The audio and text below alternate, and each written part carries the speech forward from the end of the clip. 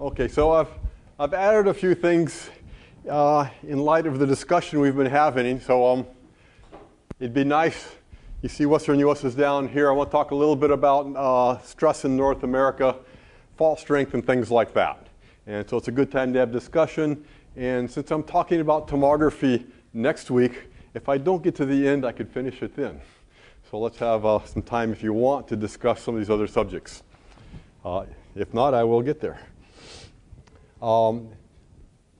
Okay, so North America plate stress real quick. The idea is this would work with Dave Koblenz, just trying to model the stress in North America. So these little symbols represent the stress in kind of the conventional way. They show the direction of maximum horizontal compression. Okay, and when they're blue, it's compressional. When they're red, it's tensional. So that's a normal fault. That's the direction of shortening if you want.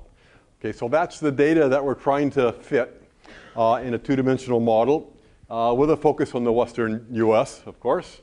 And the reason I'm doing this primarily is to set up some of the discussion on basal tractions and fault strength. I want to address the forces acting on North America. And of course, the sides and the base is where you can apply the force. Both of which have been discussed. Just very quickly, it's a two-dimensional model, so we have to sort of include some things in.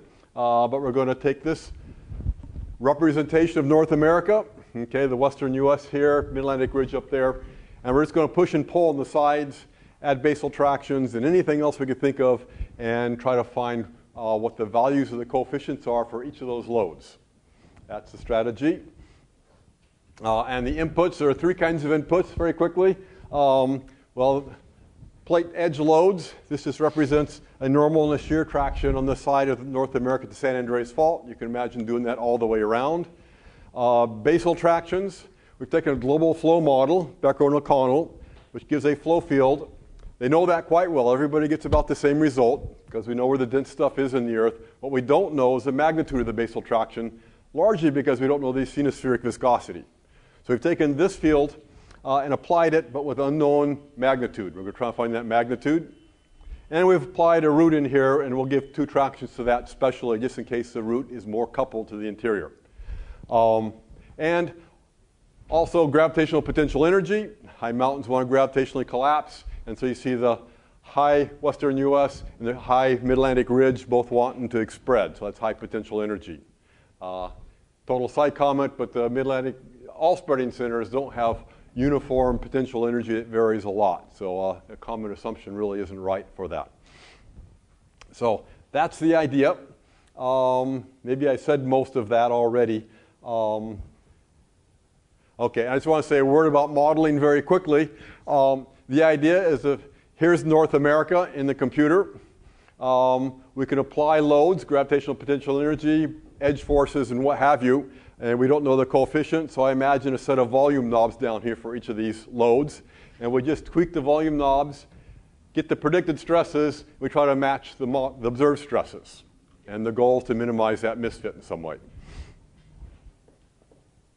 Okay. Well, the only reason really for putting this up, there's a lot to be said if you're really into this part of it. But of all these loads, the one thing we have some access to the absolute value of stress is the gravitational potential energy. Everything else we really don't. We mostly have stress orientations and style, but not magnitude. So here we can actually calculate a magnitude, and everything's scaled to this. Okay. Observed stress is kind of a reduced stress. We don't have the full stress tensor, just orientation and style. Here's a modeled stress. The modeled stress reduced to this is plotted on the symbol on top. Okay, and so you see the top symbol versus the back symbol, the modeled versus the observed. So the model works pretty well. I'm fascinated by places where it doesn't work so well, but all in all, it does a remarkably good job. And you see the loads we've applied to the margin to do that, for instance. And for each of those loads, we can see if they trade off with one another. So we have a covariance matrix. And for most of the loads, they do not trade off. If you look closely at what actually does trade off, it's the stresses on the western margin, and it's the shear stresses on the western margin, the normal stresses on the western margin that trade off with one another. Everything else seems very well resolved if we've described the model correctly. Okay, That is, you shouldn't believe this just because it's well resolved. What if we forgot something important? But as far as we've gotten it, I think it works well. So get some results very quickly. This gets to one of the basal tractions. Okay, O'Connell and Torsten Becker, who I think will be here next week, I hope, derived this model with a certain viscosity structure and a flow field, and they got basal tractions. It's a pretty conventional model. We find that the basal tractions, where'd they go? I must have gotten that basal, yeah, here we go, I got circled. The basal tractions are very well resolved, independent of all the other loads, so that's good. And it's a very important load on North America. We don't do nearly as well without it. But the important thing is we need 20% of it. So in essence, what that means, roughly speaking, is we've got to take the asthenospheric viscosity of Becker and O'Connell and divide it by 5, something like that. So I think that's important, and we heard talk earlier about the importance of a weak asthenosphere. So I would agree with that. It's weak, it helps decouple the plate from the interior, but it's not so weak that it's totally decoupled. At this length scale, the load on North America due to basal tractions, all added up, is about equal to the marginal loads. So they're roughly equal in importance. Okay, and you see, I guess, well, let me go on. Does it resist or drive? I'm getting there, but I'll tell you I find that North America is moving over a stagnant interior and the basal tractions resist. Okay, we really resolve that on the root especially, for reasons I can talk about more later, but it's resisting. Okay, so North America is being pushed largely by ridge push forces over the interior. And I have to say that North America is an unusual plate. Everybody, as I say that, kind of croaks. We really aren't that connected to subduction zones in North America. We have a little one here, and over on the very edge, not driving North America, is the one significant spreading center. So really, subduction zones are kind of out of the picture for this particular plate. Okay, the average shear traction is about 1/3 of a megapascal, something like that, if you just sort of did an RMS average. Okay, as far as the loads acting on North America, I sort of highlighted some of them here. I think I don't want to say a whole lot about it, except for a few things. One, most loads compress North America. People have pointed that out before. Most plate loads hold the continent together.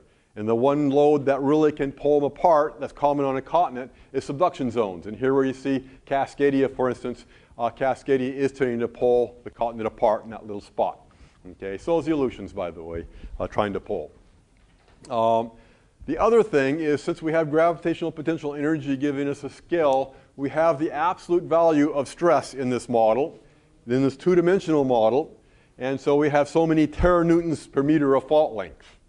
Okay, which probably doesn't mean much except for in relative numbers, but I'll put that into stress that we're used to in just a slide or two. Okay, well, including the craton, we just put a craton in. We just took a seismic model, picked some place, and we're going to apply special tractions to that and see what we can resolve, just 2 perpendicular tractions. Also, I put this up because to talk about the mid-Atlantic. Here's the mid-Atlantic ridge. You see Iceland, Greenland, there's Spain, to orient yourself. If you look at the geoid is high in this area. The Atlantic is too elevated for its age, so we have buoyant asthenosphere under the North Atlantic, basically between the Azores and Iceland. Okay, so it is unusually elevated and buoyant, and that's what gave rise to all the flow that we saw, I think yesterday or day before or whenever.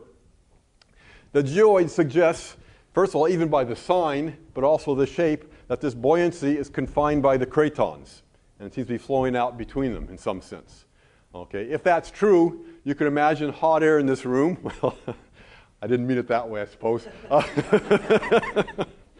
Pushing up on the ceiling, but also pushing out on the walls. And the bigger layer you have that it's acting on, the more net push you get. So if this buoyant asthenosphere underneath the North Atlantic is pushing on a craton over significant depth, it gives quite a bit of push on the craton. We calculate that and see what percentage of that we get in terms of just a simple back of the envelope calculation. And what we need is 100% of that push. It really suggests we do have this asthenosphere pushing on the craton of North America. It is an important eigenvector as well, and isolated. so it is significant, and that push seems to be real. It pushes on the continent and helps compress things around. Okay? And maybe more important to us right now, the basal tractions on the craton in particular. I just show you that they're pushing back to the ridge, and the stress acting at the base of the craton in this model is about 10 times what it is on the rest of the plate. Okay, so much more coupling. It's a two-dimensional model. I don't know if it's on the base of the craton or trying to plow this iceberg through it on the edges. We really can't resolve that. But this body is being pushed in that direction, okay, as though it's being pushed through a stagnant asthenosphere, relatively stagnant asthenosphere. So does flow in the mantle drive North America, or does North America get pushed through the mantle? This suggests North America is getting pushed through the mantle, and it causes that kind of drag. Okay, so I think those are kind of important results for North America. Okay, and what does this mean about faults? Well, what does 1.5 teranewtons per meter look like? And I just circled the transform faults here, or sort of indicate where they are, and there's a San Andreas someplace. There's 0, so it's like 1 to 2 teranewtons per meter is the average and quite typical shear stress on a transform margin. Those values aren't too different from many margins, including many subduction zones, actually. And what that means, if I integrate stress through depth, I got to get that 1.5 teranewtons per meter. So the area of these three curves, the gray rectangle, the dashed line, or the solid line, are all the same. So any of those strength profiles will give you 1.6 teranewtons per meter.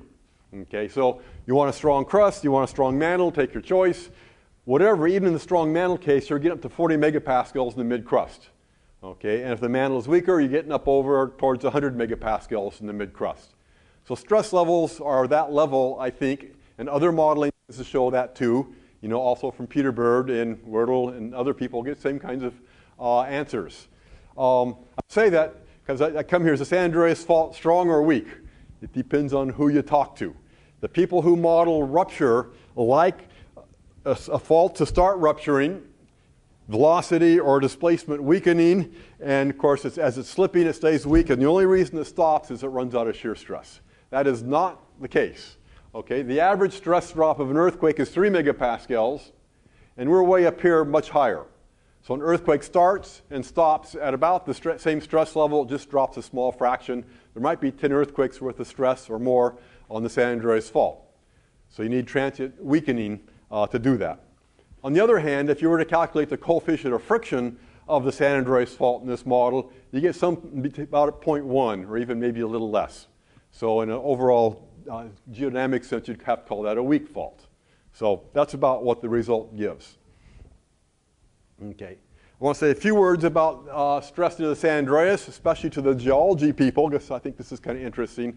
The question of strong or weak San Andreas was addressed a while ago. The idea was, well, if we don't know what it is, let's go to a deep hole and actually see what the stress is. So a hole was drilled at Cajon Pass, or actually enlarged, I should say, at Cajon Pass, to measure the stress. And the idea is, just showing sigma 1, if it's a strong fault, you need a lot of shear stress, or you'll find a lot of shear stress. If it's a weak fault, you won't get much shear stress. Okay, so they wanted to see what the orientation of the stress field was. The idea is, what we do know, as time passes, stress tectonic loading increases, an earthquake happens, we drop. I'm just showing something like 3 megapascals, for instance, and we'll get the sawtooth pattern, but we don't know if it's here or here. The absolute value is not in that. The seismologists only tell us the stress drop, not the absolute stress value. So that was the purpose. I show a map here from Springer and Weldon. You see the San Andreas fault in green, and you see near the San Andreas fault domains of extension in pink and contraction with the blue faults. So there's a fair amount of off-fault deformation, which will be important when I come back to it. Okay. Well, what did they find? They found a stress, and it would drive the San Andreas in a left lateral sense. It's backwards. Okay. Which was a bit of a conundrum, I think. The explanation, I think, is if you take the San Andreas fault, complete with its wiggles, and I move this side in a right lateral sense, you have releasing and restraining bends. Forget for a moment the shear coupling between the two plates. I'll come back to that, but let's just see what the residual stress is resulting from these wiggles. And in a releasing bin, you produce normal stress. It's like you're pulling on this block. In a restraining bin, it's like you're pushing on that block. And if I calculate those stresses, you see the stress field, sort of highlighted blue in compression and red in tension in various areas. And what you see, well, of course, normal fault releasing areas. You'll get thrust faults and compressive areas. In between, you get these stress trajectories coming through. And in between, you see strike-slip kind of stress, either right lateral or left lateral. Okay? They're purely a function of pushing and pulling on the edge of the plate. Okay? Or I can zoom in. There's Cajon Pass. And the little bars here just represent left lateral or right lateral. You see in dark the right lateral areas that are produced by that, those wiggles. Okay, or zooming into Cajon Pass area, there's where the drill hole was. This is a zone of right lateral faulting. Here is the San Andreas fault. Here's another active fault near Cajon Pass. This is Cleghorn fault. Maybe I forgot to mention, Cleghorn fault here is a left lateral fault. Okay, just as the stress predicts. Here it's a normal fault, just as the stress predicts. It goes on up and around, and it becomes a thrust fault, just as the stress predicts. So the off-fault faults, if you want, are exactly what this residual stress predicts. Now, if you're a structural geologist, maybe it makes much more sense. It's just a space problem. As you move this block by this block, wherever it's restraining, you got to push material out of the way, and you got to pull it into a releasing bin, and the crust has to accommodate that somehow. Okay? So maybe not too surprising, though it took us a long time to figure it out. Okay, I want to say one last thing that's kind of interesting for people thinking about stress near faults. So what does a stress do, let's say, at Cajon Pass with time? Okay, and I'm just showing the shear stress to put that back into the problem. And the shear stress makes the pattern I showed before. It just increases as you tectonically load, drops it every earthquake, and it averages something, the average shear stress in the fault. And to people thinking larger scale, that's the average shear stress in the fault that you're interested in. What does the residual stress do? Every time there's an earthquake, you add a component of residual stress, say normal stress on the fault. And that doesn't go away. That just keeps increasing, and it increases until the secondary faults start to break, and that limits it. So if you think the San Andreas fault is weaker than the secondary faults, and most people do, then the stress level associated with the residual stresses near the fault is greater than the stress on the fault, the shear stress on the fault. So very heterogeneous normal stress on the San Andreas fault. And if normal stress is what an asperity is, as maybe most people would argue, that might be an origin of asperities, for instance.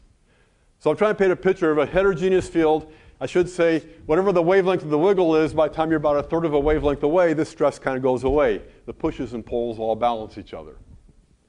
So I'm trying to paint a picture of a stress field that's quite heterogeneous and giving rise to very irregular fault strength when you're thinking about fault properties. Okay.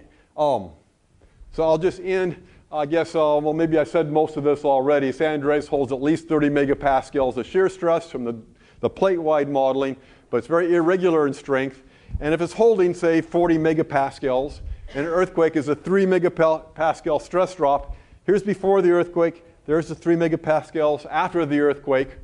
But during sliding, it has to be very weak for a variety of reasons. Okay, but the heat flow anomaly being the most well-known one, it has to slide without generating much heat. So say 10 megapascals or something like that, or lower, but not higher. So we need this very strong dynamic stress drop, as they would call it, and then a recovery after 1 or 2 seconds. Okay, so we have this slip pulse that runs on down the fault, which I think seismologists have imaged pretty well all in all now.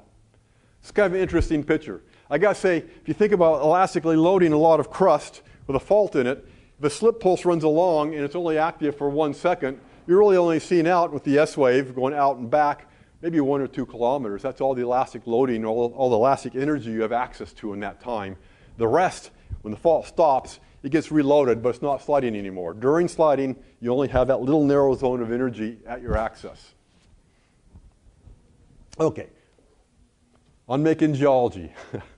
A few slides. So quick change of subject. If there are questions, now might be a good time to ask for the first little mini thing. Okay. I just want to make the point that with plate tectonics, there's very little deformation in large areas. And if you think about it, you're not making geology there. They're just riding along. So if you go out in the field and you're mapping and you're seeing faults and folds and what have you, you're looking at what happened or is happening in the small fraction of the Earth that's deforming. Okay? Not usually thought about that way, so maybe it's obvious, but I want to point that out. One of those places where geology is happening is the western U.S. Okay? Obviously, so is Tibet, so is the Andes, and so on. I guess this kind of makes another point, but I label it, here's good plate, acting like plate, and it's not making geology. Same thing with the Pacific plate. Here's the bad plate, and that's where geology is being made. Okay? Why is that bad? Because it's not a plate. Yeah. No, I'm being facetious. To me, this is good land, and this is more boring. Yes. Another point to be made is when you look at the stress field, what you see is a rather continuous field. When you look at the strain rate field, the deformation rate field, it varies strongly from place to place. Colorado Plateau isn't really deforming. Get in the basin range, all of a sudden it's deforming. Obviously, since the stress is relatively smooth, and it has to be by force balance reasons, what really is controlling this kind of behavior on that scale is strength variations. So the western U.S., the Great Basin, for instance, in particular, is unusually weak. Okay, is why it's deforming compared to the Colorado Plateau.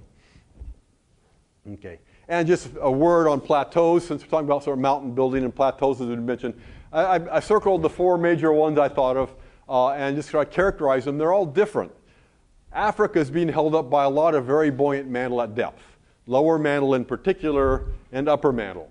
Okay, but very large wavelength dynamic uplift, and the geology is not so active here as it is in other places. We just uplifted it. It is spreading now, trying to slide off the top of that hump and being carved up and so on, but relatively inactive, as opposed to the other three orogenies that are driven by plate interactions.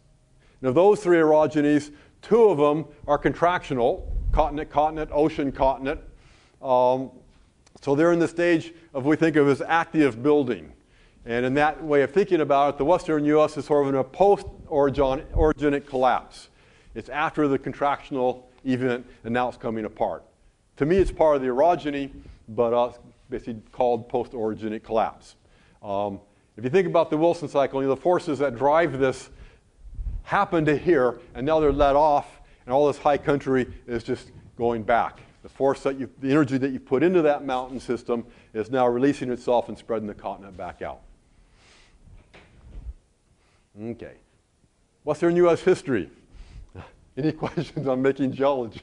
Yeah, it's simple. Yeah, I thought so. Okay, I want to say a few things about Western U.S. What I spend most of my time doing is tomography, so I'm going to focus on that some. For the first few slides, not so much. But basically, what I've made a living doing is trying to take the seismic imaging, that is my sort of technical contribution, and trying to understand the geology, to put the tectonics, the geodynamics, the seismology, and the magnetism all together as best I can. Now, it's beyond my capability for my brain, but that's what I try to do working with other people. Okay, so just a picture to hold the spot, but that's what the mantle looks like at 95 kilometers. Okay, very slow. We've seen pictures of that in a more global sense, and faster in other places. And I want to get into that in some detail as I go on. But where you see this high-standing western U.S., basically where it's slow, in the mantle at 100 kilometers. Okay, so topography tells you about vertical force balance.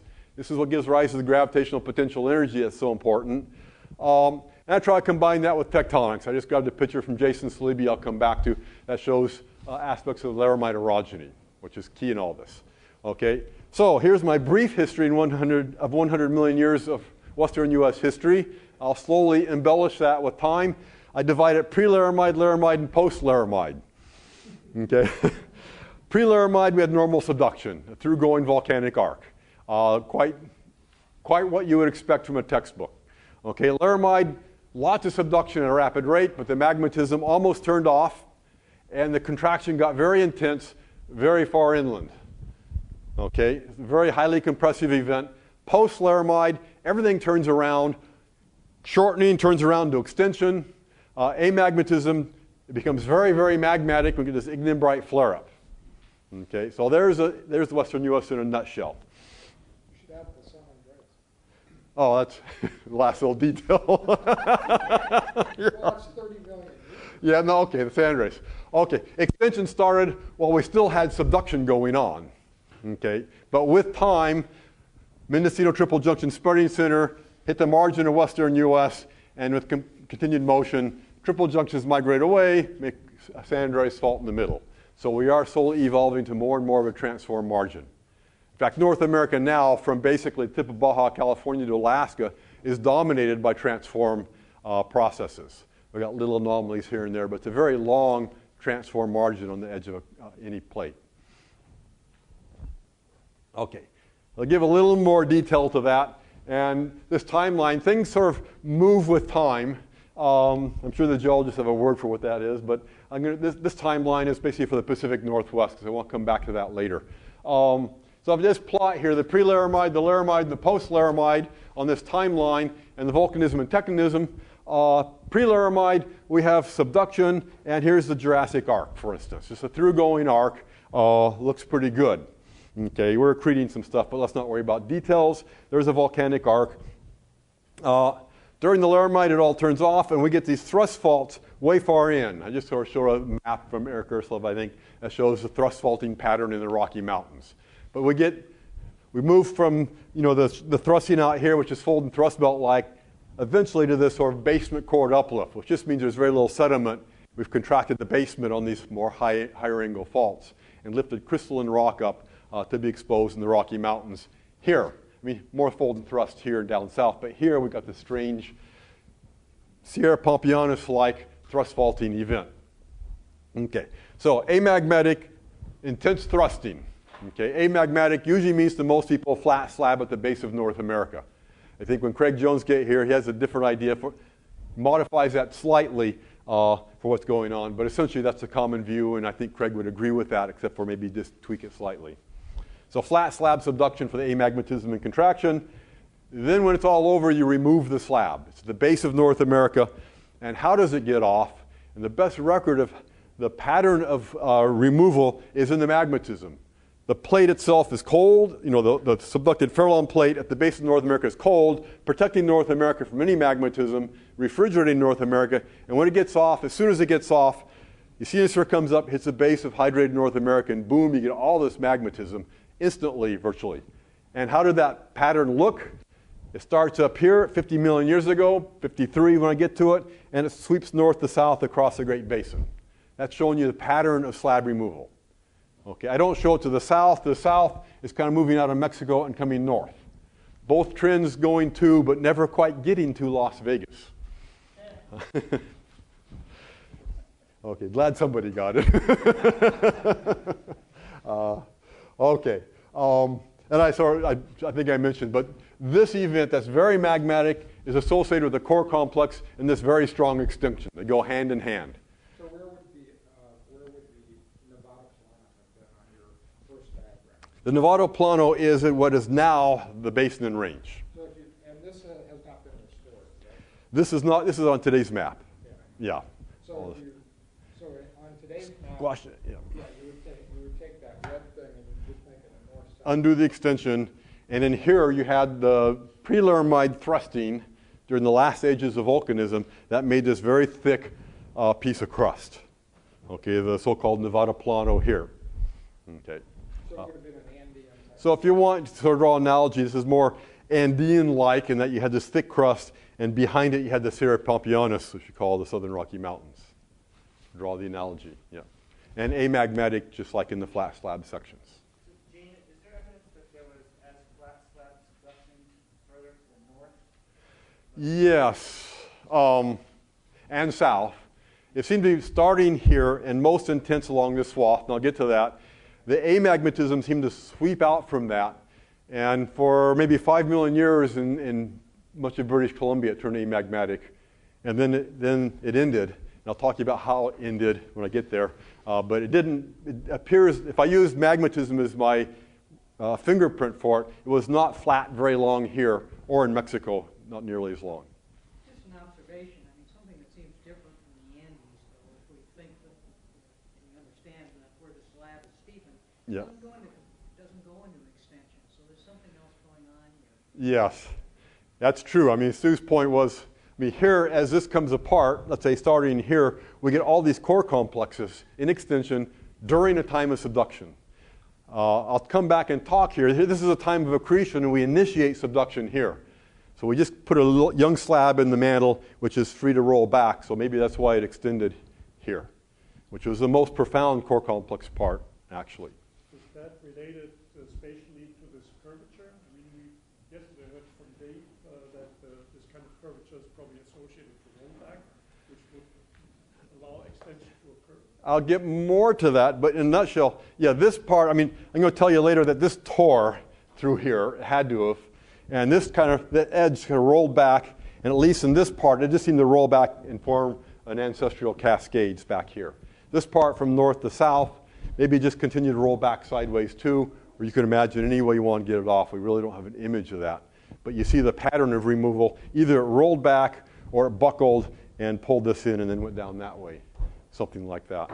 But somehow it got off in that pattern, and it did establish a volcanic arc here, down to Lake Tahoe area just south. From here on south, subduction continued, but no volcanic arc after the Laramide.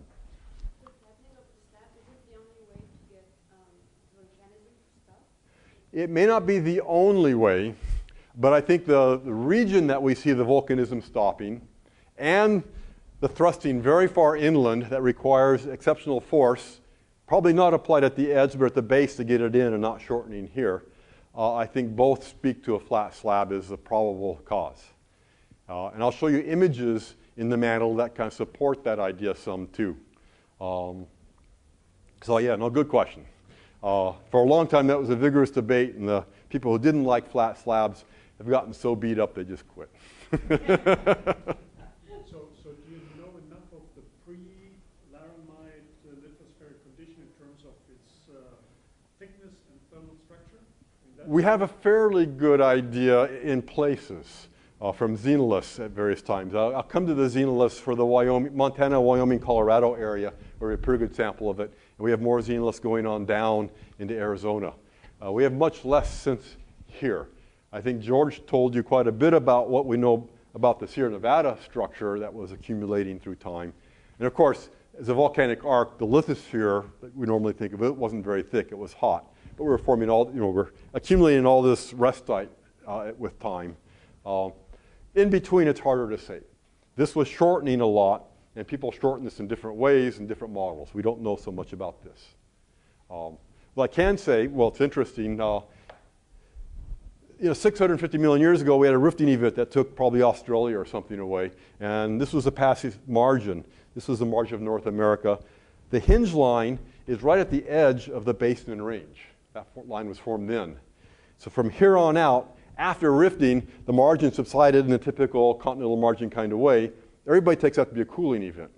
What that means is the base of North America here is just a cenosphere that's cooling onto the base, fairly fertile. From here over, the xenoliths say it's pretty depleted stuff. So if I look at the base of North America, I think of it as depleted and fertile. And this is right where the Ignimbrite flare-up happened, right where it's fertile. Do people know what that means? Okay, so I'll ask it a different way. Do people not know what depleted and fertile? You're just not. Okay. Yeah, my God, a geophysicist has been speaking geochemistry words. Depleted means, in this context, depleted of basaltic component. So if you take a piece of the cenosphere from which you can derive melt, and you extract the basalt by some process, what's left over has been depleted of basalt, and it's going to be harder in the future to get more basalt out of it. You remove the fertile goodies. So it becomes less and less infertile in the jargon. Okay, less and less capable of producing melt. So it's going to be hard to get magnetism derived from this lithosphere. It may be easy from this, because this is much more fertile, has much more phases like garnet and stuff like that. So Gene, could you comment on the relative strength? They don't seem to make that much difference. What really counts is how much water is there. A little bit of water can weaken a lot, but mechanically, You've extracted a melt. if you extract melt, you make it a little bit stronger. if you want to think of it this way, it's a little farther from its melting point and correspondingly stronger. I think people like Greg would probably say that's far too simple, but that's the way I think about it. So as you deplete it, you do tend to strengthen it. And I'll get to it later, but also very important, when you deplete mantle, what's left over is more buoyant than what you started with. That seems very backwards. You partially melt it, you take the buoyant part up, what's left over is more buoyant. The trick is basalt, as the melt rises, it solidifies under low pressure, and the aluminum-bearing phase is like spinel or plagioclase. Okay. Down here, the aluminum is in garnet. That's what makes it so dense. So depletion and that segregation makes net buoyancy. It also removes iron. So It removes iron too, yes. But iron is an important factor. yeah, both iron and aluminum are equally important, but to make the whole column more buoyant, it's the moving of aluminum that really counts. Yeah. So in terms of the rheology, the water is by far the most important thing. Yeah. And the other stuff, having it garnet actually makes it stronger. Yeah. So you make it weaker by getting rid of garnet. You make it stronger by getting rid of water. But that's where it's really key to know why it melted. If it was melting because it was being fluxed with water from the subduction zone, it might be depleted in garnet, but it's going to be enriched in water. Yeah. So it's a huge issue. Yes. And I forgot to say it in passing. I'm going to make the point, at least this is what I believe. My reasoning is totally circular, so don't ask me. But I believe that the area that is now high standing is where the flat slab was. So Okay. but basically, it's also equivalent to the portion of North American lithosphere that was thinner and weaker from the start? No. We have a Wyoming craton in here. Colorado lithosphere goes down to 200 kilometers. The lithosphere is thin, but just gets thicker and thicker and thicker as you go across. The severe, which is the severe fold and thrust belt is pretty much on the hinge line, and it ran up the west side of the Colorado Plateau. Maybe you could point to Yeah. The fold and thrust belt that sort of indicates more weakness is kind of here and more or less up here in terms of style, and this laramide style is in here, well, including Black Hills. Yeah, so it ran up the west side of the Colorado Plateau. It ran up the front of the Wasatch, so the west side of the Rockies. And then it's not quite clear what it does around Yellowstone because it's got so disturbed, but then it kind of meanders along the Rocky Mountain front a little bit. But that's taken to be where the passive margins started. Yeah. That's very similar to the Andes here. I don't know if you remember that one view graph that I showed for lithospheric thickness. Yeah. It showed perfectly for most of the system that the boundaries of thin lithosphere were related to deformation, with exception of the Sierras Pampeanas. That went inboard. I like that, yeah. Because here the lithosphere, where the Rocky Mountains are, where the Sierra Pampeanas are, the lithosphere is thicker and fairly depleted and stronger. Yeah. Do you think there is a lot of mantle lithosphere before the flat slab? Do you think that between the slab and, of course, do you think there is actually some mantle lithosphere there when you have flat subduction? Yes. I'll show you the evidence for that in the xenoliths, especially in some places. So, but then you say it's depleted there, but you have a flat slab. There's some evidence to Okay, yes, and that is certainly true. I think in terms of the bulk chemistry, we call this depleted, but during flat subduction, oceans worth of water went down with that slab, not producing magnetism. It was too cold. All that water got up in the lithosphere somehow and hydrated, metasomatized a large part of North America. And that might be part of the reason this is uplifted now as the creation of hydrous phases. And it would have made it more fertile. And when people look at the geochemistry, people like Lang Farmer, they'd say they see the evidence of this, and the post-laramide magnetism in here, to them, looks like they're pirating little basalt veins that were formed by that. Yeah, so good, thanks. So you said that where you have infertile mantle due to the rifting, or fertile mantle due to the rifting, right? Well, And then you changed and you went to the laramide. the old Precambrian rifting event made the base of this mantle fertile. And this part where it's stronger, you just go to depleted mantle to the bottom. Well, who knows what. But laramide plus is way east of the... Yes. Yeah, and to me, the reason it deformed here is, I'll get to that more later, but you really had basal tractions. The net force here, driving thrusting, is the integral of all the tractions over this area. So the tractions don't have to be too big, but if the area grows large, you got a lot of force growing as you come across. So there's a lot of force contracting the lithosphere there. So it broke right across the boundary between fertility. Yes. For the first time since the ancestral Rockies at least, well, really for the first major time, maybe the only time in Wyoming, it deformed the lithosphere. Yeah. So it was a major event to do that. Okay. Well, to get to the slab story a little bit, my main point here is a lot of slab has subducted under western U.S., and it still is in the Pacific Northwest. And we as a community, can find the old slab in the lower mantle. This is an image from Steve Grand, for instance. And so that's a pre-laramide slab, and it looks like a slab. Okay. We can find the post-laramide slab, at least in places. There's the very young slab at Juan de Fuca now, and that's imaged at 100 kilometers. Okay. We have a very hard time finding the slab in between. Okay, or maybe I should say it differently. We have no problem finding all sorts of pieces of slab. Volumes of high velocity mantle at that depth are slab. We have a very hard time putting a history to it.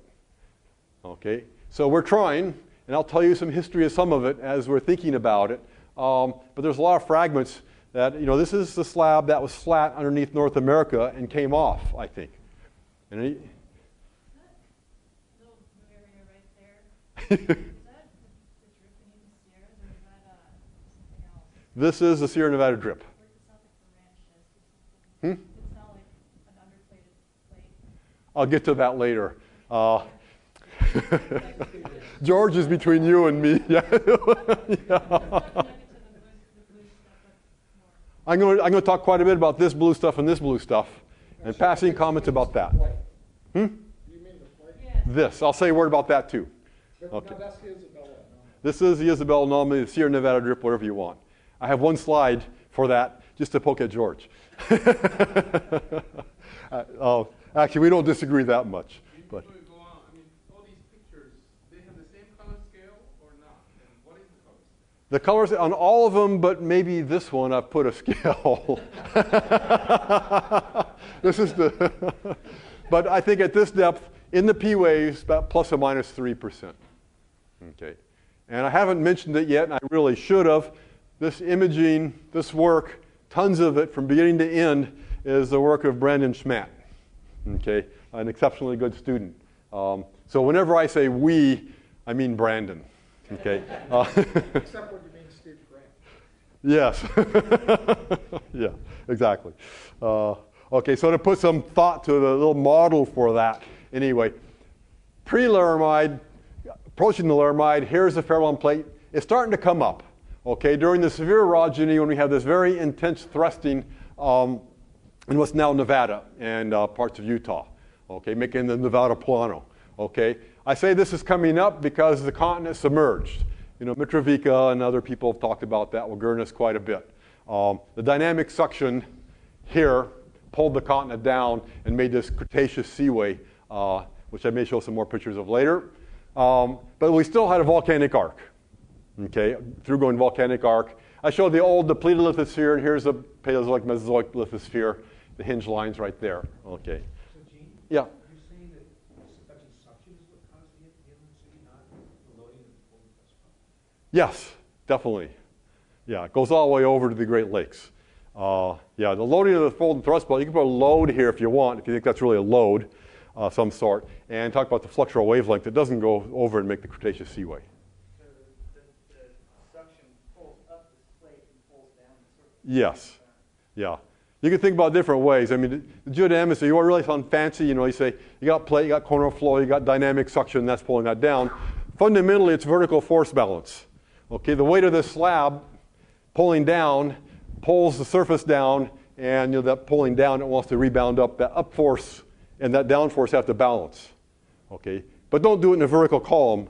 They're applied over some space, but vertical. The slab went all the way to Iowa because the Cretaceous seaway goes all the way out into Iowa, and it actually, there's Cretaceous rocks in the Champlain Valley of New York, too. Yeah, well, over on that side, I don't know. But the Cretaceous, Are you saying this like I say, you're out of my country now. But this does apply to the Cretaceous Seaway. And, you know, I believe it from what I've read, and it makes sense to me. But the careful work on the timing, the development of that, goes back to actually Chris Beaumont and Mitrovica, followed up very carefully by a lot of work from Mike Gurnis. So those are the references really to look at, to be critical about it. And I think very compelling. I mean, well, yeah. So are you saying that all foreland basins form this way? Well, this isn't so much a foreland basin. You got this severe loading, and then you got the Rocky Mountains. Well, these aren't the Rocky Mountains yet. This is 100 million. There's no Rocky Mountains. There's no Rocky Mountains, exactly. So you got this load, if you want, here, and you got Cretaceous Seaway way out here. Okay. At 100 million, it's right against the severe flood. I'll show some pictures. I have more at the end if we need. It covers a broad area going all the way into the Midwest. Right, it's right up against the severe. It goes right up to them, yes, but it goes very far east. Foreland Basin being formed, too. Yeah. You're saying this is superimposed on? Yes, this is superimposed on the foreland basin and probably dominant. Okay, you could probably look at the sediments coming off the severe fold and thrust belt and see the fluxural response, and you're talking about this, not that. But another element in the inland sea is the rise in sea level. Sure. It wasn't enough to, it wasn't enough to do the whole thing. I think you could look at the amount of sediment that was received during the inland sea, and quite a lot of sediment, and it's still below sea level. So that's why I refer you to like Beaumont and Mitrovica and Gurnis. They've worked out the isostasy of that and how much sediment, when. Well, Craig Jones will be here next week. He has a paper in Geosphere where he compiles all that in very nice figures, which I can show you. So there's much more subsidence than just sea level can account for. And it didn't do it to Colorado Plateau, for instance.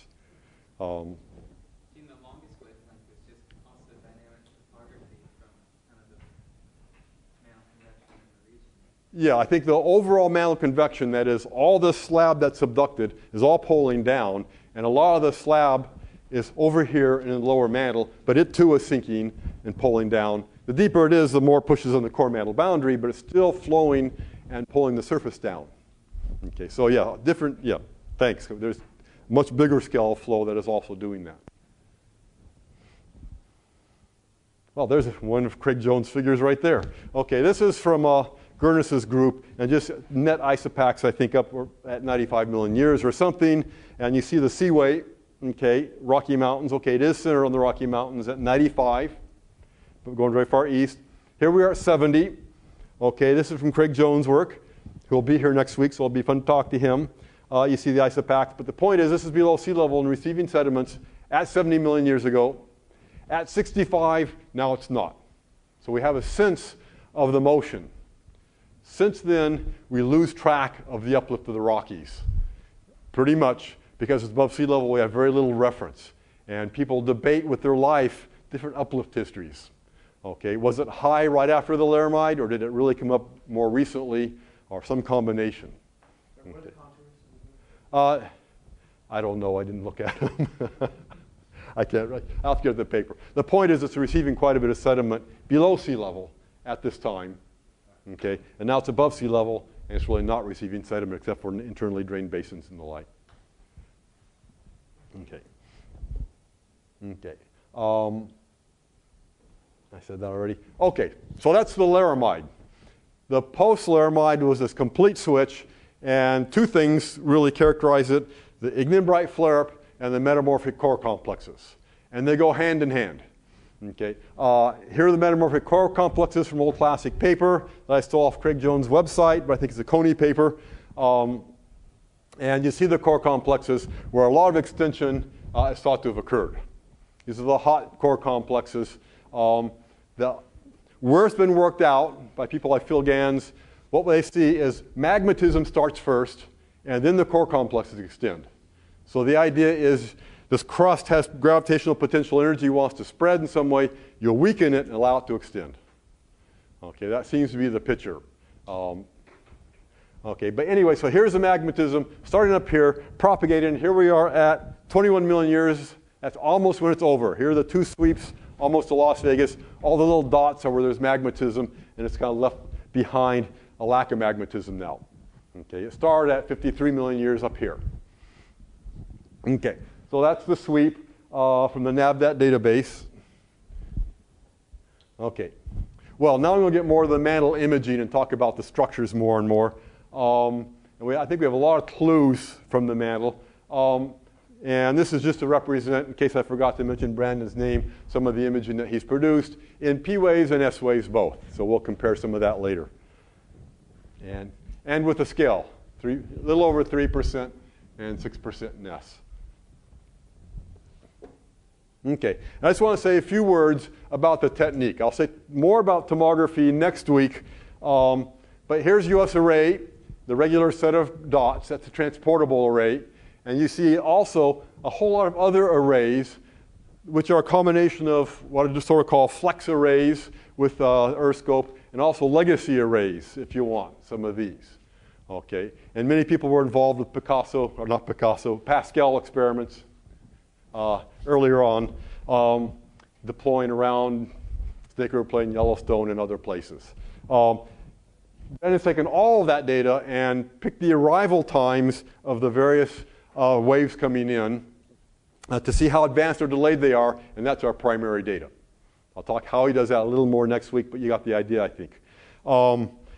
I think what has made Brandon's models so exceptionally good, he's done things technically and theoretically quite soundly, but what really does it are two things. The quality of the data, much data, carefully picked, but mainly much data covering this whole area. So imagine all the crisscrossing rays from all the earthquakes to all these stations. It is just sampled all over the place, and that's what's needed for the tomography. In addition, when a wave comes up to a seismometer, an important delay is a delay through the crust. And we have very little access on that because our stations are separated typically by 50 or 70 kilometers, and there are no crossing rays up there. So we have to make a crustal correction for the delay through the crust. And the good way to do that is to have a good crustal model. And so you saw this from this is Yang, Ritzweiler, Lin. We saw that just a second ago, I think. So you probably recognize the form of these plots, if not literally these very figures. We're using those models for the crustal structure, especially the upper crust where the velocities contrast the greatest, and MOHO depth. And this MOHO depth is really a composite of many. PN rivals, but mainly receiver function studies, and Brandon's taken them all and averaged them. Okay, most of them are pretty consistent. Okay, so knowing the crust helps a lot. And it's nice that EarthScope is providing both the crust and the mantle structures hand in hand. Okay, so good data, good crust. That's the really important stuff, and it's all kind of boring. All the technical banana donut stuff is not very important, really. Which we're going to do next week. Which we'll do next week. Yes. Okay. Well, here we are at 200 kilometers. Okay, and I want to get more into interpreting this. So I say this obviously is very active. Blue is cold, red is hot. There's a little more than that going on, but the first order of that's it. And so this is a lot of small-scale convection of various sorts. Okay, and I say, how to account for this? And they say all of the following. I'll probably get into all this to some degree. Subduction, okay, basically I'll talk about the slab that's just falling apart as it subducts today. Very low integrity for the slab under the Pacific Northwest. Okay, talk about old dangling slab fragments, 50 million years old, maybe older. That offended me, so I'll talk more about that when I get to it. Downwelling North America lithosphere. George has talked about that. Here's another downwelling. Here's another downwelling as far as we can tell. Papers written on all of those. Okay, of various origins, I think. And passive and active upwelling. If all is downwelling, there's going to be a forced upwelling. But there's also upwelling that's driven by its own buoyancy anomaly. In particular, Yellowstone would qualify. Okay, so all of that's contributing to this structure. And I think we can unravel it and make a story for it. So let me try that. Okay, let me start with the easiest part. There's a one Fuca slab at 120 kilometers. Okay, well imaged. Okay, and I should say this is Brandon's image. Other people are doing this, and we all get about the same thing. On Berkeley, Richard Allen is doing this. Okay, if you saw his images, they look quite similar. When we get together, we spend beers talking about the minute differences, but all in all, they're saying the same story. And Burdick from MIT is getting similar images, and other people as well. Yeah. Are you both using exactly the same data? Or? More or less. Brandon has put all these other arrays in, okay, and he's using this crust that I showed you. I think Richard primarily, at this point, is working with Fred Paltz and trying to do a joint model, okay, and I think he's working through that. I think he still has some artifacts. When he gets all that worked out, that's probably a better way to do it. So a little different, but by and large, the same data. The most important data is the transportable array, and that's the same for both of us. Okay. So maybe not a surprise in some ways. Okay, there's the one the Fuca plate going down. 150, there it is. We're starting to lose some of it. Amazing. Now, since subduction started here, we've had 2,500 kilometers of subduction. Okay, there it is. Coming on to 200 kilometers, a real gap. We all see that. Okay, 220, a good gap. By the time we're getting down to 300 kilometers, it's hard to recognize a slab compared to other structures altogether. By the time we get deeper than that, do you see a slab here?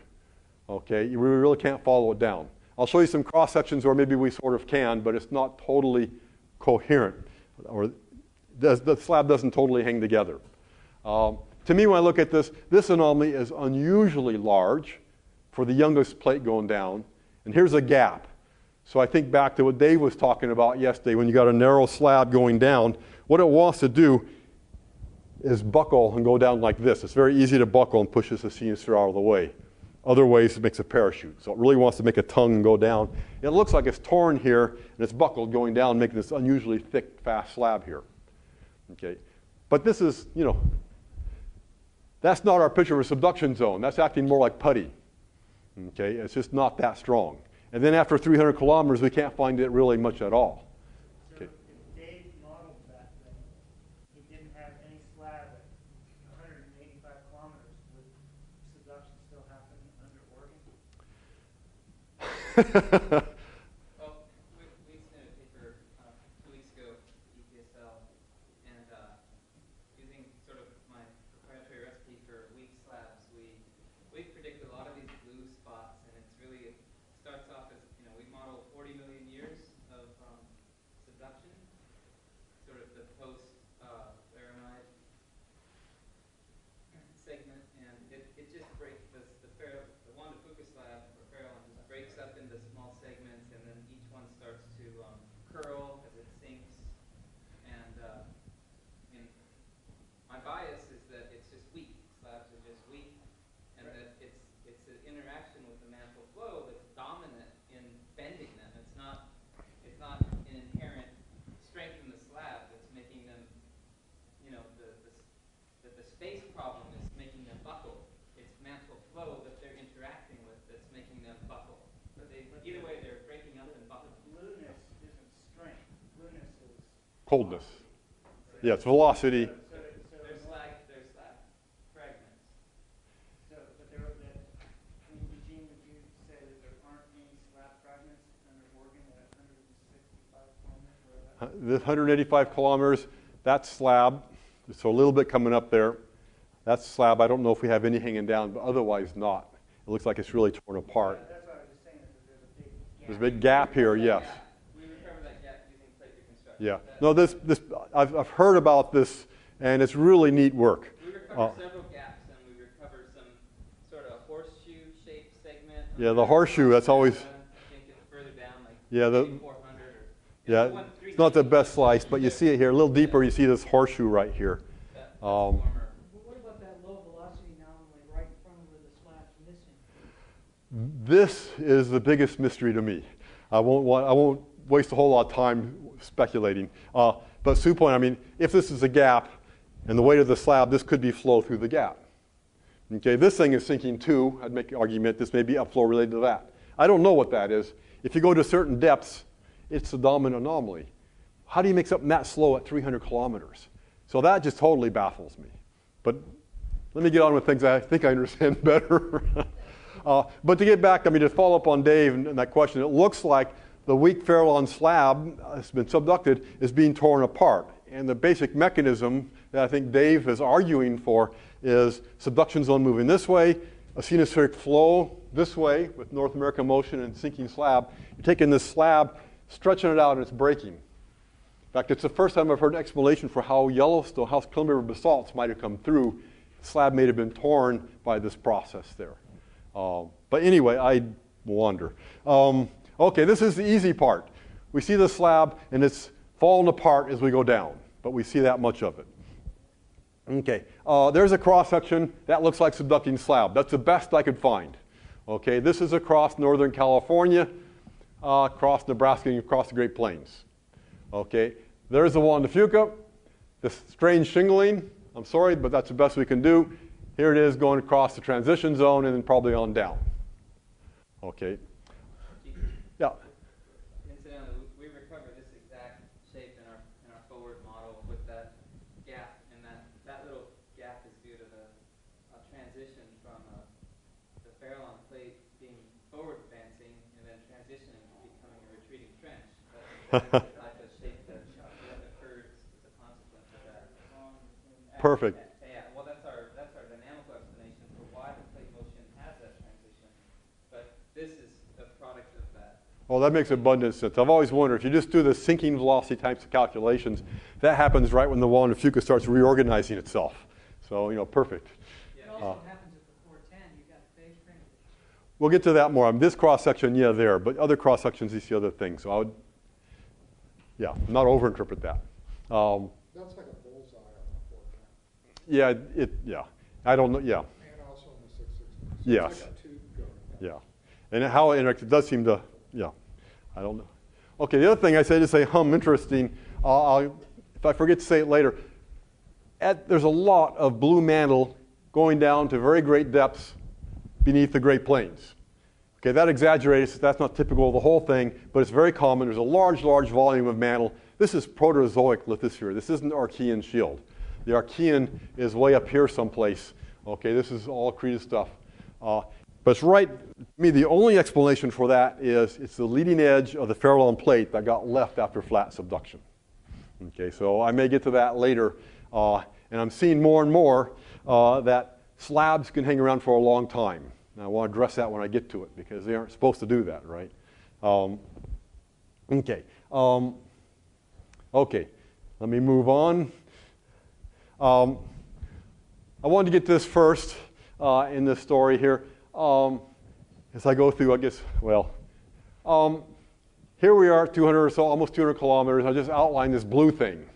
Okay, this cross section, the edges of that are here. This thing hangs down to at least 300 kilometers. This is a big blue anomaly in the mantle. Okay, before we had this kind of imaging, I think Susquina goes and people have tried to correlate velocity to temperature, temperature to buoyancy, and talk about the elevation. And they do a pretty good job saying that most of what we see here in color is temperature. The one place they had a problem was Wyoming when it was green. Now that we got a good image of it and see that it's blue, it's a big problem. Okay, so it's a thick and blue anomaly. How do you make that much, if you think of that as simply cold, how do you make that much cold mantle and have Wyoming come up from sea level to 2 kilometers after the Laramide? It's come up a lot. Okay, and I want to address that in the next few slides, but it requires something special. Okay, and I'll tell you, in a sense, I think we're making craton there, or semi-craton at least. Okay, so here's the idea. Okay, here it is at 185 kilometers, and I've put on here some xenoliths. It's really too bad Sinti had to go, but various xenolith outcrops occur mainly around, sometimes in this stuff. And the xenolith story is fascinating as far as I understand it. If there's a geochemist that can add meaning to what I say. But as I understand it, we see xenoliths during a Devonian event where these things erupted. Okay, and you see them labeled Devonian. Okay, and the Devonian xenoliths come from as deep as 200 kilometers or thereabouts. And you do the rhenium osmium on it, and it says they're ancient, I mean billions of years old.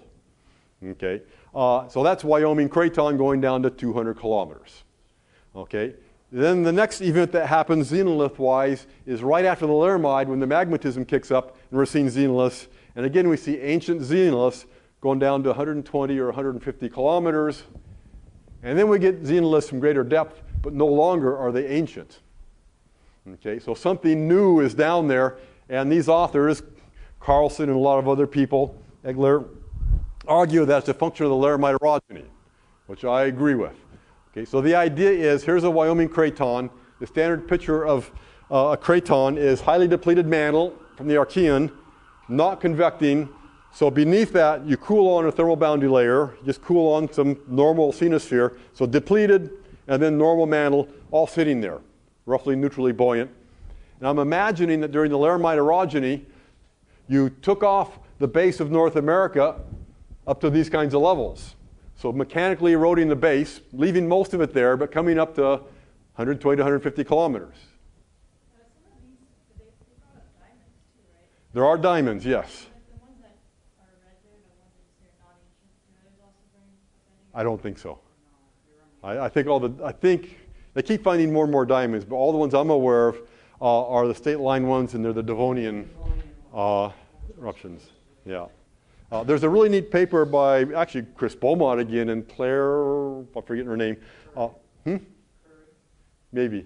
In geology, where they look at the diamonds and other kimberlites all up and down the craton and relate to the laramide and the subduction history. So if you're interested in that, that's a neat paper, I think. Okay, so something removed the base of North America apparently and replaced it with something else that's giving xenoliths right after the laramide. Okay, so no time to really cool a lithosphere on there. So the idea is part of the Farallon plate has been left behind. Okay, and I'll say not just an ordinary piece of the Farallon plate at that. This goes back to Kevin Burke and Livicari, and most recently Jason Salibi has extended the story. The idea is when the Shatsky Rise, which now lies to the west of the Emperor Seamount chain, was formed at a spreading center, it must have had another, it's very active volcanically, making this 20-kilometer thick pile of basalt, something like that, that went off. The other half of it went off on the Pacific plate, or I should say went off on the Farallon plate. And we know enough about plate reconstructions to know approximately where and when that would have been. Okay, and Gurnis and Mueller have been modeling that more and more carefully. It would have slid under Southern California right before the laramide. Okay, and this is a path that would have taken at that time. And I just took the Shatsky Rise and made a mirror image of it just for a cartoon. Okay, but that gives a sense of scale and rough shape of what it would have been going down endwise, not sideways, but endwise as it goes in. That's right where all the damage was for the laramide. Here are the Pelona Orocopia schists. The lithosphere is taken off. It just ripped the holy crap off Southern California underneath the Colorado Plateau, where it pushed it in and made the Rocky Mountains. Okay, and then here is where it would have been at one time and still is, I argue. Okay, and what's neat about it, in a sense, if you make 20 kilometers of crust, you've really depleted the mantle. You've made it very buoyant. Okay, if you could get rid of the crust in way of process through here, and that's a Sinti has a paper on how to do that, but if you get rid of the crust, so there isn't any eclogite here, and you just have this depleted wad, then that gives you the buoyancy you need to hold up Wyoming. Okay, and since it was in place, it would have uplifted Wyoming, and as it sits there and warms up, with time, it will continue to uplift slowly, just thermally. So you strip off the larger plateau? You strip off the basaltic plateau. So here it looks very buoyant from all the damage it did, and then maybe it dropped it off someplace beneath the basin range, I don't know, but here it is, and it doesn't seem like it's there anymore. Either there or it is there and it hasn't converted to eclogite. At 185 kilometers, how do you prevent it from turning to eclogite? It would have to be a kinetic problem. I think it's probably gone. Some people suggest that it just hasn't converted, but to me, it lost its crust in transit. Okay, that makes the most sense. Okay, and if it's hydrated at all, Cynthia's paper would maybe quite easily be stripped off. But I think the problem you face, and the reason this story is being created, is so much high velocity stuff to depths beyond what you see with cratons, change in character roughly at the laramide probably, something not old, and whatever that blue stuff is fairly buoyant. And it's right where this plateau would have been. So I put those together and say, well, this is my guess. Okay, and I say, okay, if that's my hypothesis, what do I have to do to defend it? Okay, and one of them is probably get rid of the crust. If it was eclogite, and the lithosphere was strong enough, it's conceivable that it would just still be No. I think if you want that to be eclogite and you put the load of the eclogite in, okay, that is heavy enough to pull things down, and you cannot make a lithosphere that strong. You can't make it so buoyant that Well, you have to make it buoyant, but if it's the mantle part is going to be very buoyant. The eclogite on top is going to be very dense. Okay, so that's why I want to get rid of that. Okay. So are you saying that this igneous province had underplated the pre-existing Plateau? Yeah. The underbelly of the igneous province has been left here. That's the idea. Anyway, there's the idea. I like it. it's amazing that it's just like a complete bullseye into the Salidi thing. Yeah, no, it is. I mean, it's in the right place for a plateau. I mean, we need a plateau. We got a plateau. Okay.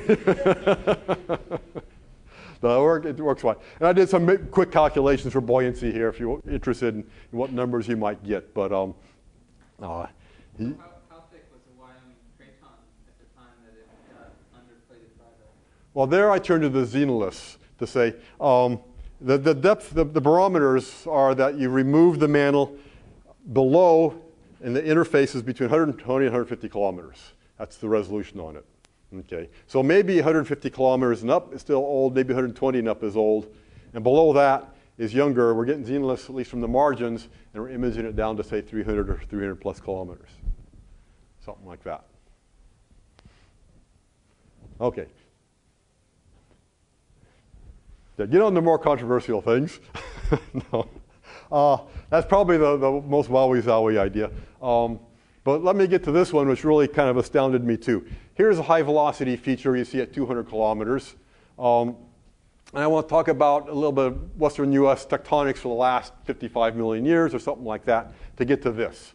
In cross section, you see the Juan Fuca slab, and you see what I'm labeling the slab curtain there. You'll see why in a second. But that's a piece of ferrule plate, I'm going to argue, that's been left there for 50 million years. Again, the argument hinges quite a bit on geology and tectonics. If you go back, here's the Cretaceous or the Jurassic plutonic belt. We had a nice belt there, so imagine what the continental margin looked like at that time. There has been deformation since then. All these maps are on today's geology, more or less, or at least most of them are. But there's the belt. Here's the subduction zone. And so this is the forearc through here. Imagine a slab sliding under there and then getting down to a depth where it forms magnetism. Okay, so that's what we're starting with. Okay, then the laramide happens, and eventually this flattens out, and this whole place turns essentially amagmatic. Okay, or almost so. So flat slab subduction, that turns off. Here's a map also, slightly reconstructed. At 55 million years ago, here's the subduction zone. There's Idaho for reference. Okay, subducting flat, all this is flat. And then we have this big accretion event that we know about. So this green thing, which we call them Silesia here, accretes at 53 million years or thereabouts. Okay, and we start subduction here. And that's also a larger This is probably more or less, well, I don't know what this is, probably normal ocean lithosphere. On this side, it's an ocean plateau. It's a bunch of seamounts or some sort of igneous construction. From wall to wall, and it probably extended beyond, so we probably subducted some of it too. But here's where it stopped. So subduction stopped 53 million years ago here. It did not stop here. Okay, we had flat slab subduction, laramide orogeny continues in New Mexico. So this accretes, we start normal subduction, we start a cascade arc, so we have normal subduction well evidenced. Here we continue flat slab subduction and amagmatism. So you had to tear the slab through here someplace to do that. Okay, and this gets left behind. There's Wyoming, by the way, so imagine that getting abandoned maybe about that time as well. Okay, you start subduction here. We know you had to start subduction here when this gets accreted because plate reconstructions, we just close the circuit and this was still subducting all along California margin. So you start subduction here. This gets abandoned. Here's the slab. And imagine the slab continuing on down into the earth. What does the rest of this plate do? Okay, well, we image that right here. I'll show you the next page why that's important, but it's right in the leading edge of the subduction zone. And that much high velocity mantle has to be slab. fact, there's no craton around here, there's no drips, and those would be puny in comparison anyway. So what you need is a story to make that involves slab that puts it there. And it's right where it belongs for this subduction zone. Okay, you have laramide contraction at 54 and 55 million years ago going on, and at 53 this accretes, and almost immediately you start the ignimbrite flare-up. This is the first of the ignimbrite flare-up. So this is the start of the flare-up, the end of the laramide, and all that happens, it initiates right here. And it's going to sweep away from there and involve every place else. Okay, and so what starts it is the accretion of Silesia. Okay, the idea is that once this accretes, the slab must get off there somehow. So here's a little timeline cartoon of things. In cross-section, flat slab subduction at 60 million years, amagmatic. Okay, at 50, it is accreted. So here is that piece. We start subduction over here, and I'm just rolling this piece back for two reasons, but primarily right now, I want to end here, okay, and have this dangling slab, okay? But once it rolls off, a cenosphere comes in and hits the base of North America, and we start getting the magnetism, okay? Here's a plot of the magnetism, okay? Here we are at 60, and this is a log scale note. So I'm trying to put a lot of dynamic range in here. It's almost amagmatic, except for maybe a little bit of Colorado mineral belt. Okay, almost amagmatic. And then here at 50, the chalice really lights up. Okay, Absaricus, chalice, Kamloops, the whole, if you're in that area, but call all chalice, really lights up as a star of the ignimbrite flare-up. And the core complexes suddenly start at the same time. Okay, all the famous ones up here. Complete change, laramide to post-laramide. You know, you went to bed and it was laramide, and you got up in the morning and it was post-laramide. It's amazing how fast it changed. Okay, go to 40 million years. The ignimbrite flare-up is sweeping south. It stops pretty much here, almost stops, and here it is moving to the south. And we're starting to see the cascades get pretty well developed over here. When you say fast, how do you mean? 2 or 3 million years or less? For this event? Yeah, for the ignimbrite flare-up. Because in the Andes, I mean, you know, it's fast. It's fast. 2 million years. You know, the better resolution we get, the faster it looks. So I don't know what the limit is, but it seems to happen quite fast. There is a little bit of north to south. If you look at the timing as best we have it, it does kind of propagate a little bit north to south very fast. So maybe that's getting into some of the details of how it accreted or came off.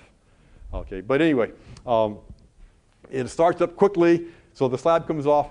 The magmas here, the magmas that people see are all these strange things. The high magnesium andesites, the adacites, the Shoshonites named for these volcanics actually originally right there. They're magmas that many people attribute to the melting of oceanic crust. Okay, and I gotta say that doesn't surprise me. If this slab is not going anywhere, it's going to get warm, the crust is going to start to melt. And so I'm attributing much of this magmatism not only to the cenosphere here in the base of North America, but also to the melting of this slab. Okay, that makes physical sense to me, but I also need it because this slab has been hung around for 50 million years, and again, I need to get rid of the eclogite. So this event is removing the eclogite, and all I have left over is depleted mantle lithosphere of the ocean lithosphere. If you want to see that happening today, go to the German image of Tuzcle and Ferrojan Negro 24 South. It's exactly what you're talking about. Shoshonites there. Yeah. Cool. I got to follow up on that. I'll show you another picture from Don Forsyth at Baja that sees the same thing too. Okay, so it's starting to show up, I think. Okay, so I have to say, when it was suggested this was a piece of hanging slab, I said slab doesn't hang around, it's too dense. But really, it's negatively buoyant because of its temperature, it's positively buoyant because of its composition, and if you get rid of the crust, it's not that negatively buoyant. It's still negatively buoyant, but it's not very strongly so anymore. So what's the gravity of it? Do you see it? No. I mean, you would see the buoyancy aspect of the gravity. Yeah. You might see it in the gravity. Nobody's looked carefully enough to model that. When you look at the gravity field, it doesn't stand out in any kind of way. But certainly if this is heavy, it's going to pull down the surface, and you're going to see, the crust. You have to look through a lot to really see it clearly, I think. If you use the blueness to calculate the density, Yeah. would it be remarkable that it's still there, or would it be not a problem? It's not much of a problem because, like I say, the blueness gives you negative buoyancy. And that alone would give you some problem, maybe. It depends on how coherent you think it is. But you add to that the compositional buoyancy, and it becomes much closer to neutrally buoyant. So you can have it. I think I might have a, yeah. Okay, I forget the exact numbers, but here are the sort of calculations I did for old slab, 6 kilometers eclogite, so a normal piece of ocean lithosphere, and how much it weighs per square kilometer through a slab, okay, compared to this slab using standard numbers, and it's like 1/3 the density of a normal piece of slab. Okay, so it's still negatively buoyant. And I would say it's not too buoyant because it's still there. And I have no other explanation for it. Okay, so that's kind of neat. And you know, all these things are surprising to me, I have to say. I didn't expect slab to come apart. Dave may have, I didn't. I had this image of his strong slab before I started this. Our slabs hanging around, I had no idea that would happen. And the magmatic consequence. I mean, we grew continent here by stealing ocean crust, magmatically. That's kind of a neat process. Okay, Don Forsyth's story. Here's the image he published. He was addressing these in this article. He's been wanting to publish this, but I guess he hasn't gotten to it yet. But the idea is, here is a microplate. This was a spreading center 12.5 million or 13 million years ago, and this was Farallon plate going down. And 12.5 million years ago, this joined the Pacific plate and stopped moving independently of it, and it left a hanging fragment. There's a subduction zone, a hanging fragment in the mantle, which he still images, just like we do. Okay, just when it got accreted, all these strange magmas came up. Okay, and they're kind of labeled there. I don't know what all the words mean, but atacites, magnesium andesites, and blah, blah, blah. Stu can tell us what that means, but there are these strange rocks that people take to be crustal melts. So 1, 2, Stu mentions the third case. It seems like this is a process that may be important geologically. What depth is that? I don't know. I'm remembering, how much? I think it's around 125. It's surface wave. It's surface wave imaging, but it's this deeper part. I don't know, Greg, do you remember? I think those red blobs stretching up for 100 kilometers. Yeah, okay.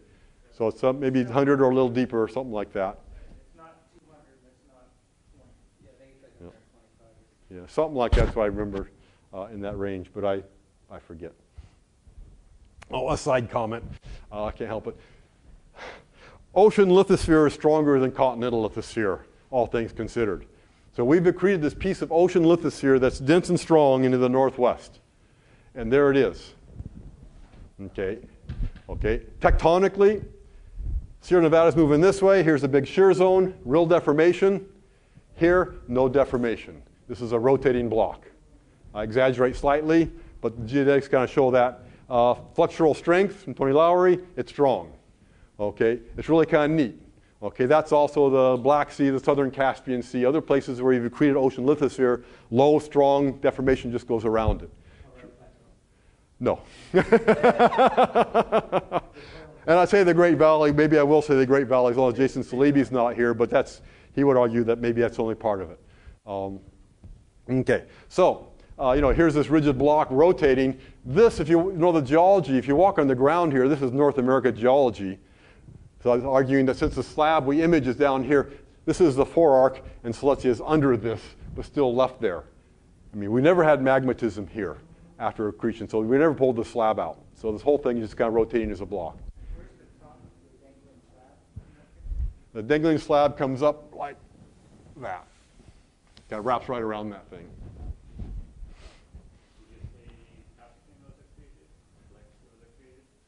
I don't know the history well enough for those. The Black Sea is a back arc basin, and I forget how many tens of millions of years it's old. Maybe somebody knows. George might know. George should know. But I should know how deep that image was, too. So, yeah. Okay. Post-laramide slab removal. I did mention this. Normal dip with the Cascades, flat slab, had to tear it here. Okay, and we start, the slab rolls back in some way. We start the ignimbrite flare-up 50-ish million years ago, 53, something like that. If we just look at the ignimbrite flare-up, that's kind of shown here. These numbers show where magmatisms start. So I guess there's one up here at 54 on the original map, 43, blah, blah, blah, down to 20 near, I showed you that picture earlier on. So here come the sweeps. This torn edge starts migrating south as it peels off of North America somehow. Okay? And you can do it either with a sideways rollback, like that, or you can do it with a tacoing, going down the middle. The reestablishment of the southern Cascades down to here suggests at least this part rolled back. I kind of feel like maybe rollback is a better story there. But from the side. Okay. So the general picture is, and as this propagates south, we get the ignimbrite flare-up, we get the core complexes, the laramide stops. Okay, and this whole thing is just sweeping north to south. Okay. In conjunction with that, the elevation's buoyed up. Okay, so the slab as it's coming off, first here and then here. And this is from Mix et al. This is Stanford group. I think Paige Chamberlain's group. Using oxygen isotopes, I believe. Elevations in their estimate at 49 million years up to 4 kilometers. Okay, 3.7 kilometers at 39 to 48, just right when it should be. And then propagating south just when it should for this sweep coming off. In fact, you see they've used the same lines here to sort of acknowledge that propagation. So you're making a lot of buoyancy or removing a lot of negative buoyancy to make this uplift sweep happen. Okay. Now you can argue about all the problems, I suppose, with oxygen isotopes and weather patterns, but these signals are so large that plus or minus a kilometer doesn't make any difference. We're seeing a big signal here of uplift. Those are the elevations of the Andes after what we think is what was after the slab steepened. Yeah, very similar. Yeah. Let's go. Okay. Other places where Farallon plate might be hanging around. I just labeled a lot of these. Like I guess Gran and then Salk and Helmberger have looked at that quite a bit. I talked about this big anomaly, probably in my mind the leading edge of the flat Farallon slab. I don't know how else to make that. Talked about these. Well, I didn't talk about this. I may show a picture later for this. Fantastic story there. Transverse ranges I had to include because some 30 years ago that was my PhD thesis. There's Georgia's Sierra Nevada anomaly. And Alan Levander, he's going to talk about this later on. Okay, so this is a neat Colorado Plateau story.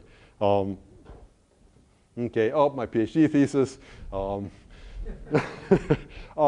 Here's one for, this is a blow up of Sleepy's area. The point here, well, maybe I should mention that. We see this high velocity anomaly beneath the transverse ranges. Southern California, San Andreas Fault coming through. There it is, hanging down fairly vertically. And the point is it has to be Farallon slab, again. The idea is when the Farallon plate was subducting through here, when the plateau slid through, it ripped off the base of California. We don't see mantle lithosphere until we get this far east. And we have all this Pelona schist, which is subduction complex, coming through here. Picture something like this, Farallon plate subducting, there's California. We get this schist bubble growing as the downgoing schist or mud gets transferred to the North American plate, and it just grows. And California spreads off the top of it. Okay, here's a picture more authentic from Jacobson, and you see the POR of the schist accumulating in here along this zone here. Okay, if that's schist, there is no North America above that schist. That's a subduction complex. And there's no mantle lithosphere found anywhere in here, but we have this big high velocity anomaly. The only place to get that high velocity anomaly is Farallon plate. So there's another piece of Farallon plate hanging out. Okay. I just put this up for George. Here's the anomaly. Here's a cross section through it. And I just say this is big. Okay. Now, I don't know if it's too big to be North America coming off in some way or not. Okay. So you could make up your own mind. It depends on how you want to put this back up here. If it's too big, I think the story that George gave you, I think, has been classic, and everybody agrees that the Sierra Nevada rustite column has fallen off, and that's well recorded with the xenoliths. And that story has changed fundamentally everybody's thinking about what's going on, I think. No doubt about it. Is this that drip, or did that thing fall off, and is this the Farallon lithosphere that's been peeled back that might have been under there in one fashion or another? And that I don't know. Or maybe some combination. That's completely possible. Oh, I show this cross-section. This is blow-up or resolved imaging, but here it is in cross-section across the western U.S. There it is. I don't know what to make of that, okay, but I just had to show it anyway. I would just add that Craig Jones is going to be next year. He has very strong opinions about that question. He'd be a good person to get involved in the discussion. Yeah, he would, yes. Yeah, and I really don't care myself, but I'm open-minded on it. Don Forsyth has been arguing that's a piece of ferrule and slab. You know, Ken Duker's joining that argument. If the rustic, you said the rustic fell off, would the ferrule line be under it? Here's the Farallon plate. Yeah, here's the rustite. Okay, and the whole thing starts from the east and moves west. Okay, so it would peel back. This thing would fall off, and then here's the lithosphere. Okay, that would be, I think, the story that Don's kind of thinking about. Okay. Well, I say we've been talking about all the high velocity features, and those are the slabs. Maybe that's the proper focus. How about all this low velocity stuff? And we can say a few things about that too. First of all, I mean, this is so slow that most people would tend to say that's partially molten. We really don't understand how to scale velocity to physical properties all that well. We get into that more and more. But these velocities are so low, it suggests a little bit of partial melt. Okay. I should say how much partial melt. You can talk to Bill about that. He's got the paper cited on that one. But we can look at VP-VS ratio because a little bit of melt weakens the shear modulus more than it does the compressibility. So it shows up more in the S-wave velocities than the P-wave velocities. So when we take this ratio, we should get high numbers where there's melt, or where it's relaxing with shear strength. Okay, and you see Yellowstone and other places showing up. But better than that, really, is in this model, every node has a P-wave velocity and an S-wave velocity anomaly associated with it. Here's a plot for every node in the model for the slowest quarter. It makes this trend. We got all the high velocity stuff up there. Okay, but here are the slow values in this model. And we go down, once you get beneath slower than a certain value, we see two trends coming off of it. Okay, the ratio that you expect for P-wave and S-wave velocities based on temperature is this blue line. Okay, and you see some of them follow that line. This trend as a whole follows that line quite well if I showed you the rest of it. It looks like temperature really is a dominant thing. But for the very slowest anomalies, you see this little tail coming off at a trend that is what you'd expect for partial melt. So it looks like these nodes, these little 30 or 40 kilometer cubic blocks, if you want, underneath the western U.S., they're slow, and the reason they're slow is dominated by partial melt.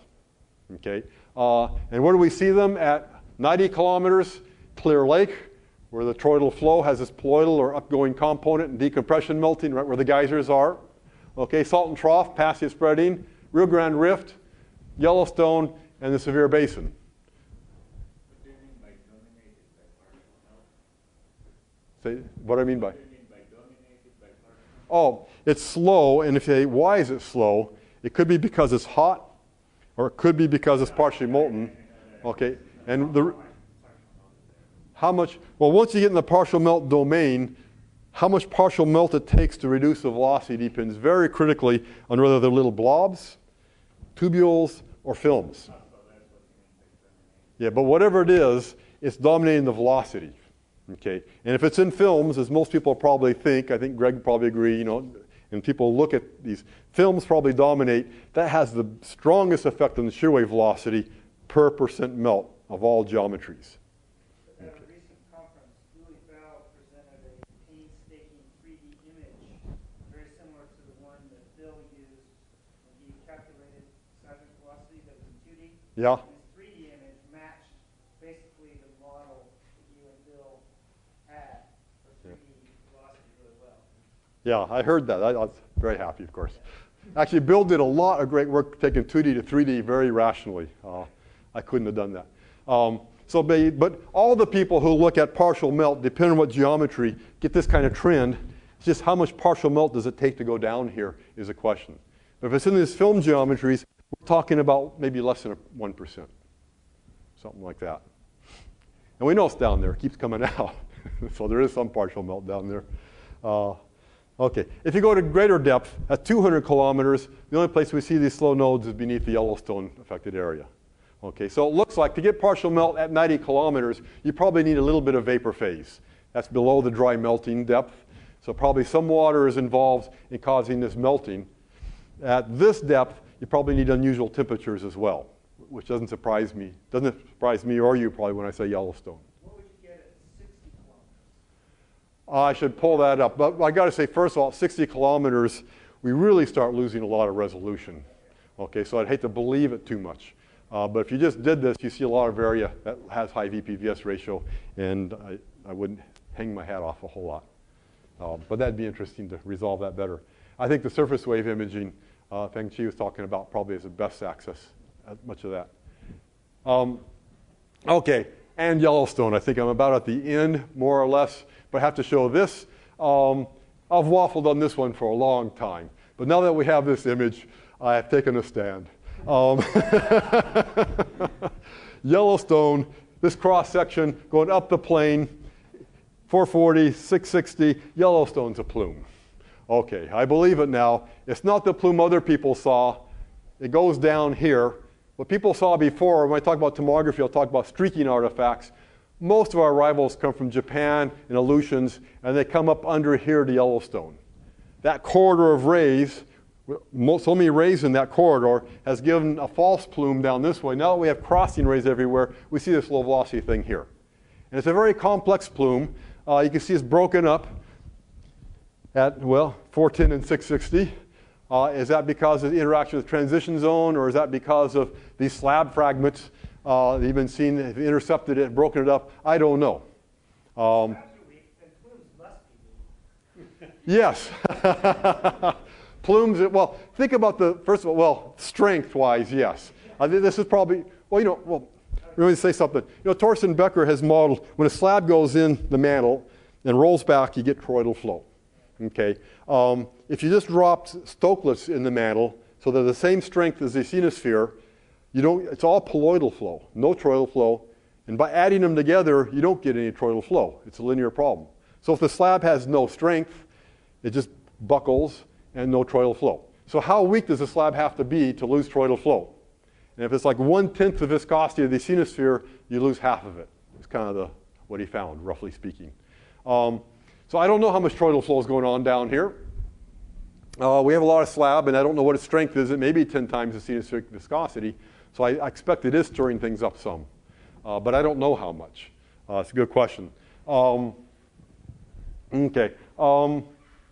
Well, maybe that's all I want to say about that. Let's see if you have questions. But we obviously have a mantle anomaly in the lower mantle. Where do you get that hot stuff? You have to look down for a thermal boundary layer. And the closest thermal boundary layer down is near the core. People have different ideas what's going on down there, but it's basically all related to heat coming out of the core in the end. So it does look like a whole mantle plume. I'm not saying it's a chimney all the way up. So what does that say about how long-lived it is? I don't know. I didn't talk about it, but Ray Wells has a neat story. He would say before North America overrode Yellowstone, it was creating the plateau or the structure that is our coast ranges that we talked about and is Yakutat. We overrode it and stopped. Dag Staveman would take the slab and stretch it, let Yellowstone through and cause the flood basalt in eastern Oregon. There. Is that deflection driven by motion of North America across the plume? Quite possibly. Geis and Richards have proposed that. They've suggested that subduction is also going northward, and so a plume that gets intercepted by a slab and obviously isn't active, we don't see it at the surface, that accumulating mass of plume stuff is not only getting dragged to the east, but dragged to the north because of oblique subduction. Okay? And that makes sense. We kind of follow it on through. And when it finally comes through, I'd say probably because, as Dave would say, it got broken, all this stuff comes up, and all at once we see magnetism from central Nevada to Washington, probably along, reflecting where that tear was. Right to the east? Well, east, because it's subducting east. Okay, it could be wanting to flow up, but the entrainment will take it to the east. So if you see where it came up, it works best to drag it some to the east. The important thing is you drag it to the north to get it so far off track. I mean, here's where the Columbia flood basalts are. Snake River Plain comes down, projects down here. But all the volume came out up here. Okay, so that's kind of a conundrum. I do show here, I put this picture up for Ono. There's the Wawas. Okay, it's Oregon secret. Running out of time? Running out of time. 30 seconds? You've run out of time. Okay. 30 seconds. 30 seconds. Okay, the Lava Mountains. Right when the Columbia flood basalt erupted, these mountains started coming up. Okay, and you can find Columbia flood basalt flows on top and down the bottom of Hell's Canyon, a couple kilometers down. And what came up was one of the few plutons in here, and only the pluton. And you see it in the circular structure. So clearly, to me, this 130 million-year-old pluton had a dense root that fell off 16 million years ago. It's the only way to get 2 kilometers of uplift. So probably plume-initiated delamination, but delamination, okay. And I just put, well, okay.